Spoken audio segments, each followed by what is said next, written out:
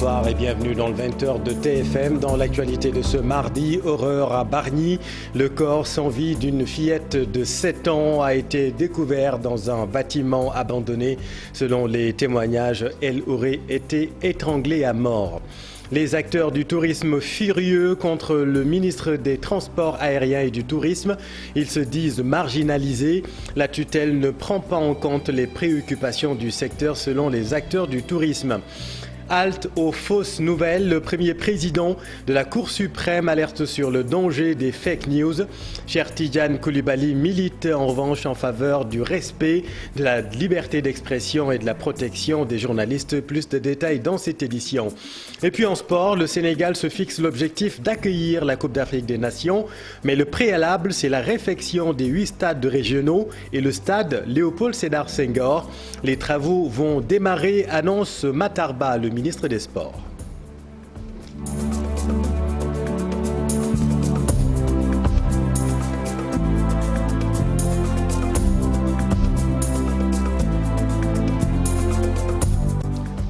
La petite Anta aurait été étranglée à mort. Le corps sans vie de cette fillette de 7 ans a été découvert la nuit dernière dans un bâtiment abandonné à Bargny. Sa maman, encore sous le choc, réclame justice. Abdou Diouf Diagne, Ahmadou Bambasson. C'est ici, dans cette maison en construction, située au quartier Kipe Garage, que le corps sans vie d'Anta Ndiaye a été découvert. Plusieurs mètres de là se trouve sa maison familiale. Sa mère est sous le choc. Anta était son amie.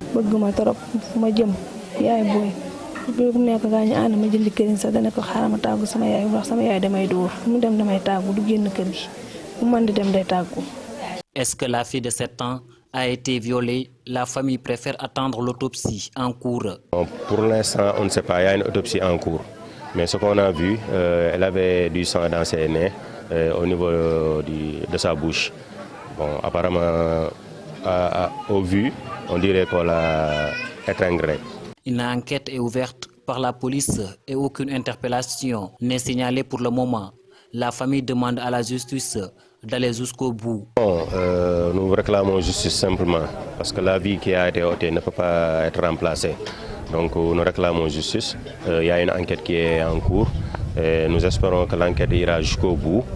C'est le minimum quand même, que les coupables puissent être punis. Kipe Garage, ce quartier périphérique de Bargny est confronté à un manque de sécurité. Les cas d'agression sont nombreux. Ouais, Abdou, autre actualité macabre à Thiaroye, c'est la bagarre entre 2 prétendants qui a viré au drame. La victime a reçu plusieurs coups de couteau. L'incident s'est produit dans la nuit de samedi à dimanche. Explication, Mariam Ndiaye. C'est avec ces chants religieux que ses parents et amis de Hassan Gueye l'ont accompagné à son dernier demeure. Hassan est ce jeune homme qui serait tué à coups de poignard par son ami dans la nuit du samedi au dimanche.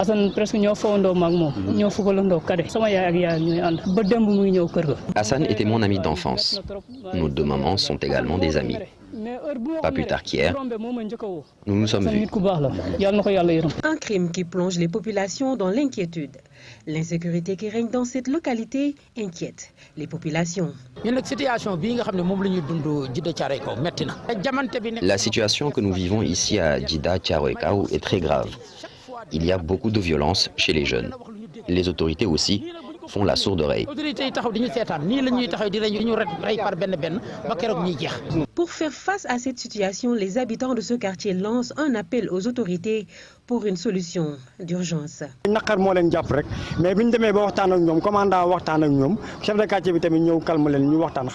faut que les autorités nous viennent en aide. Les amis de la victime étaient très en colère, mais avec l'intervention du chef de quartier et autres autorités, ils sont revenus à de meilleurs sentiments et sont finalement rentrés chez eux. Ce crime passionnel survenu au quartier Santiala de Thiaroye a mis les populations dans tous leurs états. Elles espèrent la réaction rapide des autorités pour plus de sécurité dans la zone. Merci Mariam. L'autre grand titre de cette édition, les acteurs du tourisme se disent marginalisés par leur ministère de tutelle. Ils demandent au ministre des Transports aériens et du Tourisme de mieux prendre les considérations, les préoccupations du secteur. Ils étaient en conférence de presse, compte rendu Fat Bintou Conté et Diafar Abba. Le secteur touristique très remonté contre leur ministre de tutelle. Aujourd'hui, l'impression qu'il y a un ministre des Transports aériens, mais qu'il n'y a plus de ministre du Tourisme, n'est-ce pas? Et ça, c'est l'expression, c'est notre sentiment à nous tous, n'est-ce pas, au niveau du secteur du tourisme. Ce n'est pas Racine qui parle, c'est les professionnels qui déplorent, n'est-ce pas, cette marginalisation du secteur du tourisme. Et donc, nous espérons que les choses vont se rétablir. Et nous demandons d'ailleurs directement au ministre en charge du tourisme international de se ressaisir, n'est-ce pas, et de nous accorder, n'est-ce pas, la place que nous méritons. L'impression, encore une fois, et c'est dommage que le tourisme, encore une fois, n'est pas pris en compte dans la démarche, n'est-ce pas, de notre ministère, et qu'on se préoccupe plus du transport aérien que du tourisme. Voilà. Dans la mise en œuvre du mémorandum remis au chef de l'État lors du Covid-19, les hôteliers s'offusquent que rien n'a été exécuté par le ministre en charge du tourisme. La réalité, aujourd'hui, aussi bien au niveau du quai des hôteliers que de la mise en œuvre du mémorandum que nous avions remis en son temps au chef de l'État, sur lesquels il avait accepté tous les points, nous avons remarqué qu'il y a eu, n'est-ce pas, zéro mise en œuvre. Donc là aussi, ça pose quand même également un problème. Les acteurs du tourisme dénoncent et s'indignent que les 75 milliards octroyés au secteur a été dévoyés au profit du transport aérien. Extrait. Ils ne sont pas encore sortis de l'auberge. Les hôteliers qui se réunissaient pour faire la situation des entreprises du secteur s'inquiètent. Le secteur du tourisme aujourd'hui est fortement préoccupé par le fait que les directives qui ont été données par le président de la République dans le sens de la mise à disposition d'un certain nombre de ressources pour le secteur, ces directives n'ont pas été respectées. On parle aujourd'hui de 75 milliards qui ont été mis à la disposition du tourisme. Non. Ils ne sont pas encore sortis de l'auberge. Les hôteliers qui se réunissaient pour faire la situation des entreprises du secteur s'inquiètent fortement de l'avenir de l'hôtellerie au Sénégal. Merci Fat Bintou. Dans le Nord, la crise persiste dans le système sanitaire. La région de Matam, si des accords sont trouvés avec And Guessum, l'Union régionale de Sutsas de Matam continue de dérouler son plan d'action contre le directeur de l'hôpital de Ourossogui. Voyons tout cela avec Ali Bandeliang et Lajli. Malgré le protocole d'accord entre And Guessum et le ministère de la Santé, les syndicalistes de Matam poursuivent leur combat. Les dernières négociations entreprises par des doyens et sages d'anciens dirigeants du SUTSAS autour du médecin-chef de la région médicale n'ont pas permis d'arrondir les positions. Selon nos sources, le directeur du centre hospitalier régional de Ourossogui reste intransigeant sur un éventuel retour du secrétaire général du SUTSAS à son poste de SSI. L'Union régionale de Matam, en tout cas, va continuer sa lutte régionale. Parce que nous avons constaté qu'avec plusieurs, en tout cas, rencontres avec le directeur et les autorités de la région, je veux dire donc le préfet du département de Matam, l'inspecteur du travail de la région de Matam et des doyens, par exemple, qui ont tellement duré donc dans la région, et le médecin-chef de région, en tout cas, ils ont essayé de tenter des séances de négociation pour essayer de solutionner ce problème. Et bon, en vain, malheureusement. Le directeur, en tout cas, il campe toujours sur sa décision, refusant d'annuler la note qui avait démis M. Amadou Lamine Sano, secrétaire général du syndicat, de son poste de ceci. Il se campe toujours donc sur cette position, jusqu'à préférer même quitter son poste de directeur. Il y a moins d'une semaine, Dr Ousmane Gueye avait saisi le conseil d'administration de l'hôpital de Ourossogui pour renoncer à l'augmentation de ses primes, l'une des premières revendications. Une annonce à la suite de laquelle les syndicalistes ont haussé le ton pour boycotter l'ensemble des programmes PEV, PNT, VIH et le PNLP. Une crise que le chef de la région médicale de Matam tente de désamorcer à tout prix pour soulager les populations de la région qui subissent depuis plus de 6 mois les conséquences de nombreuses perturbations. Merci Ali. Toute autre chose à présent, 10 millions de francs CFA pour soigner l'ancien footballeur Souleymane Sylla. Vous le savez, Sylla, comme on l'appelle, a été victime d'un grave accident de la route le 6 décembre 2021 alors qu'il se rendait à l'intérieur du pays pour un match de football. L'association pour soigner Sylla se mobilise. 10 millions de francs CFA nécessaires à une intervention médicale en Europe ou au Maghreb. Souleymane Sylla qui a joué dans 7 clubs de football sénégalais. Nos reporters l'ont rencontré. Témoignage dans ce sujet réalisé par Ibou Diouf et Amadou Ba. Il se battait souvent pour empêcher les attaquants adverses de scorer face à son équipe de football. Aujourd'hui, aux côtés de ses proches, il lutte pour quitter son fauteuil roulant. Un accident de la circulation a brisé les rêves de ce footballeur, de toute une famille aussi. Le 5 décembre, l'accident s'est produit le 5 décembre 2021 sur la route de Thiès. Ce jour-là, je devrais rejoindre mes coéquipiers pour un match de football. Je m'en suis sorti avec une fracture du rachis cervical. Ce traumatisme est à l'origine de mon immobilisation. Souleymane Sylla a fait les beaux jours de beaucoup de clubs sénégalais. Ce coup d'arrêt brusque qui nécessite une somme d'argent conséquente pour retrouver sa mobilité. HLM la tudd jaar naa championnat Sénégal depuis 2007 laa fi nekk joué naa xam-xam joué naa Port joué naa Douane joué naa Dakar Sacré-Cœur joué naa GA. Après son accident, Sylla pour les intimes fait face à un autre redoutable adversaire, sa maladie qui l'immobilise, mobilise aussi ses amis. J'appelle aux autorités du pays, en commençant pour le président de la République, M. Macky Sall. J'appelle aussi la première dame, Marème Faye Sall.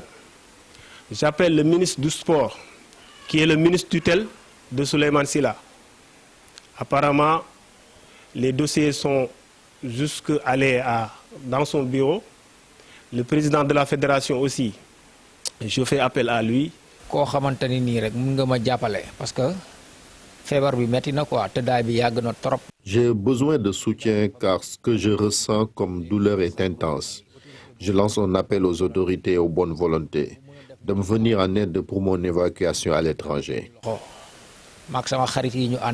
En attendant la réaction d'une bonne volonté de l'arrivée de ce soutien conséquent, Sylla poursuit son match dans l'espoir de retrouver très rapidement ses anciens coéquipiers. Merci Ibou. Et puis nous venons de l'apprendre, un accident a fait 3 morts sur la route nationale. Le drame est survenu vers le croisement de Yenne. Nous y reviendrons avec nos équipes à Mbour. Retrait des enfants de la rue, le SAMU social renforce sa capacité d'accueil. Au lieu de 30 places, il faut compter désormais 110 places. Le projet est financé à hauteur de 82 millions de francs CFA sur une période de 20 mois. Écoutons les détails avec Béatrice Saka, directrice du SAMU social Sénégal. Le projet a permis de renforcer la capacité d'accueil du SAMU social. De le ramener de 30 places à 110 places, ce qui nous a permis de prendre plus de 1400 enfants en charge pendant la période de mise en œuvre du projet. Ce projet nous a aussi permis d'accompagner les autres centres qui avaient été ouverts expressément pour accueillir les enfants issus du plan de retrait, notamment en termes d'appui médical, en termes d'appui sur la prise en charge psychosociale. On s'est rendu compte qu'au-delà de la pandémie, 30 places de capacité d'accueil étaient insuffisantes pour le SAMU social et que si on a plus de places, ça nous permet de mettre à l'abri beaucoup plus d'enfants et c'est toujours dans le bien des enfants. Donc les perspectives, c'est vraiment d'avoir d'autres espaces qui vont nous permettre de pouvoir continuer cette prise en charge qu'on a offerte aux enfants, notamment aussi en termes d'opportunités d'insertion. Le CORED a redémarré les journées, le cas d'école sous le thème journalisme et engagement politique, est-ce possible?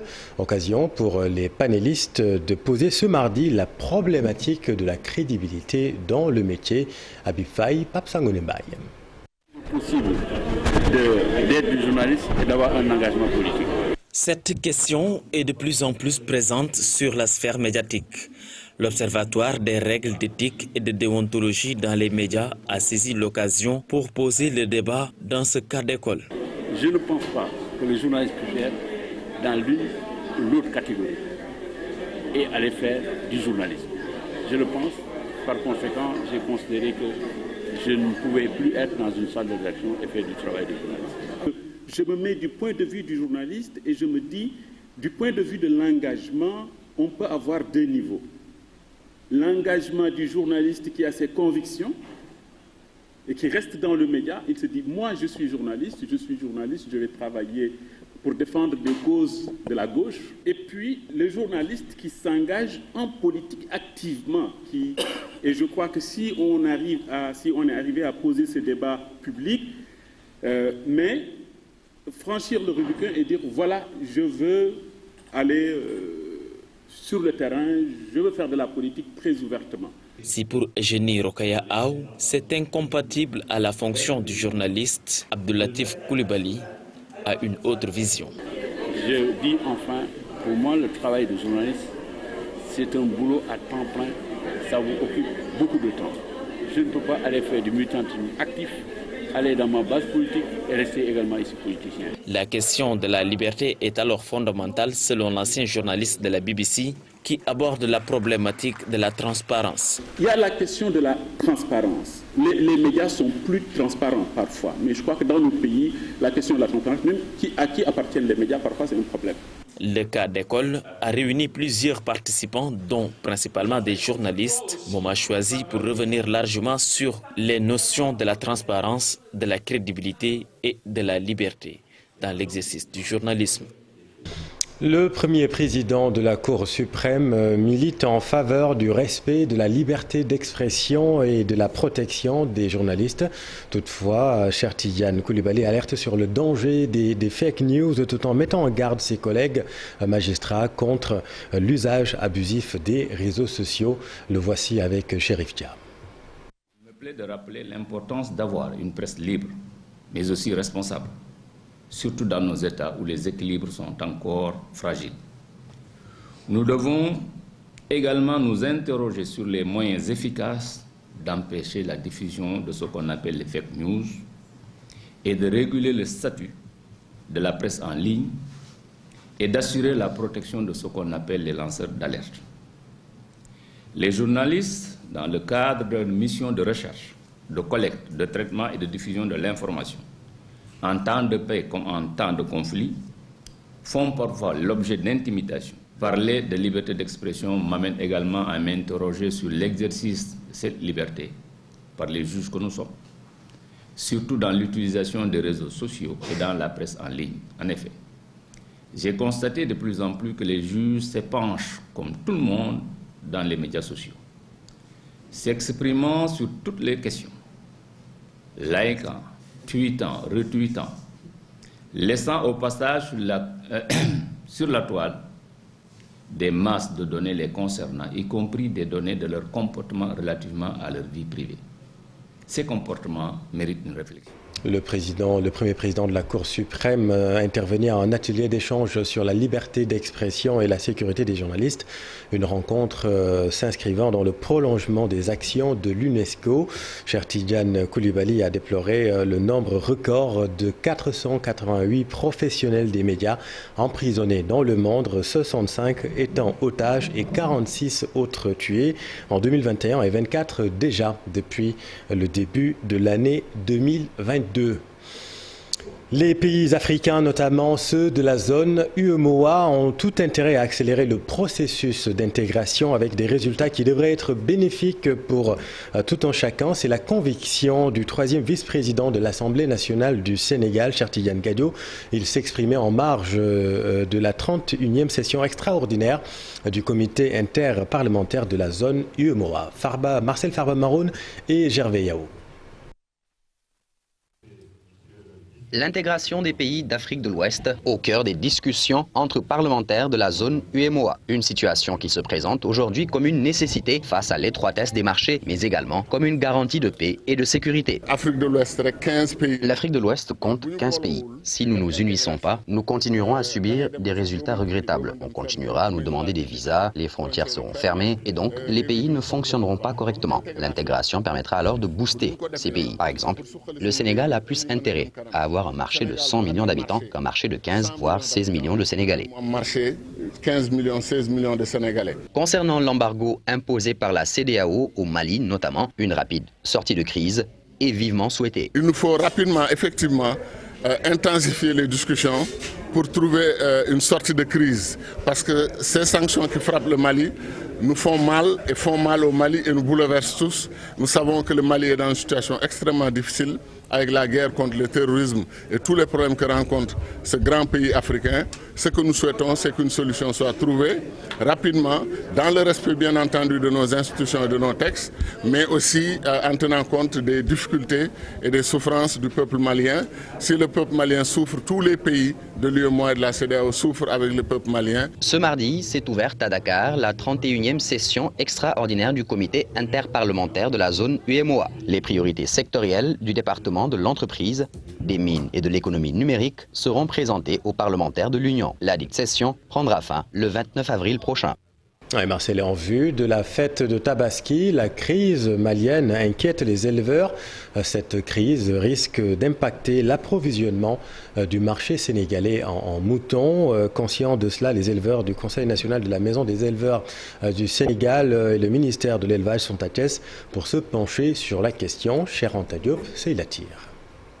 Le Conseil national de la Maison des éleveurs du Sénégal alerte déjà sur l'approvisionnement du marché en moutons à quelques mois de la Tabaski. Les populations augmentent. C'est bien que nous réfléchissons ensemble et aussi par la grâce de Dieu aussi que notre président de la République actuellement est président de l'Union africaine. De soumettre aussi des informations intéressantes au niveau de l'Afrique, peut-être qu'il peut porter aussi auprès de leurs homologues. Notre ministre tutelle nous demande chaque organisation doit examiner avec ses membres comment nous pouvons faire pour redresser la situation. La relance du secteur de l'élevage dans un contexte marqué par la crise sanitaire mondiale liée au Covid-19 et l'insécurité dans la sous-région est un enjeu et un défi à relever. Pour la fête de la Tabaski, le Sénégal importait des moutons de la Mauritanie et du Mali. Mais avec la crise malienne, le ministère est conscient de ce qui se passe et pour l'instant, on est en train de réorganiser nos acteurs et de leur faciliter les opérations d'embauche, mais aussi de bien préparer cette fête. Ces éleveurs ont relevé plusieurs contraintes qui pèsent sur le secteur de l'élevage, les difficultés d'accès à l'alimentation du bétail, entre autres. Merci Charanta. Et puis en mot de sport, le ministre des Sports annonce le démarrage de la réfection des stades régionaux en plus du stade Léopold Sédar Senghor et la piscine olympique. L'objectif entre autres est de permettre au Sénégal de pouvoir accueillir la Coupe d'Afrique des Nations dans un moyen terme. Le jeudi passé, le programme de réhabilitation de tous les 8 stades régionaux. Nous avons réceptionné le stade Abdoulaye Wade. Le chantier est sur place et que le bateau est en mer pour le démarrage de la réhabilitation de Léopold Senghor.